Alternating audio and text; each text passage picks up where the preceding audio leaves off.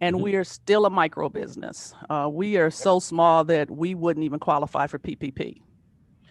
Yep. And we started off just because, I've been in corporate America and been in housing, and, through no fault of our own, the company shut down. And I found Hmm. myself looking out a window, and it was an urban garden that I had consulting on it out there. And I realized that people were not taking advantage of free food.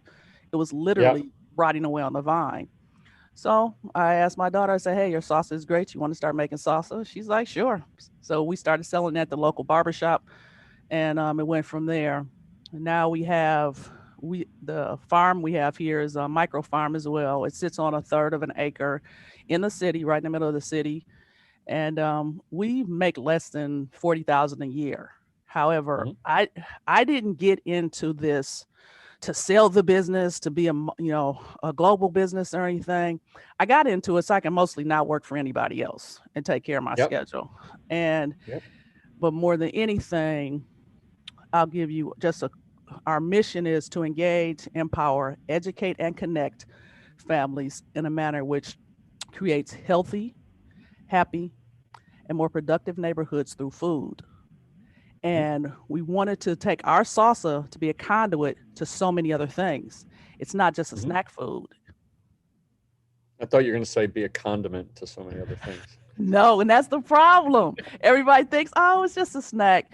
So we've come up with recipes. Like my daughter does a salsa, I do the chips. I'm officially the chip chick, and she's that Yep. salsa lady. So, Um, let's spend just 2 more minutes on the financial stuff, and then we'll dig into your business. So, when you came to the call with us, right, hmm the coaching call and financial, what are your biggest challenges when it came to financial stuff, and how much did you, as the person running the business, know, not know, and kind of what did you walk away with kind of after that? Hopefully, something.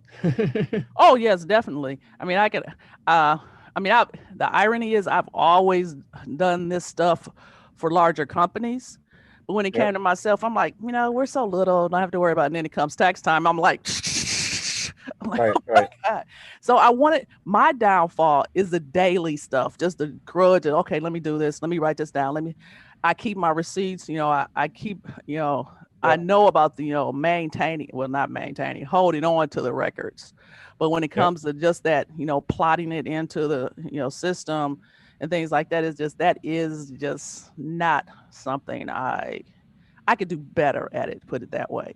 So Gotcha. when you start talking about um, balance sheets and profit and loss, I'm like, I'm familiar with this, but it was a good refresher because I'm like, I'm familiar with it, but I lost a lot of that. And that's where I said I relied heavily on our business advisor, but I'm like, he's doing other things and he has a full-time job. He's an executive at a packing company and things like that. But I was like, I need to step back into this. And your approach was very simplistic. It wasn't condescending. It was very simplistic, clear, clean, and I like those type of things, believe it or not. Yeah. What's interesting too is somebody can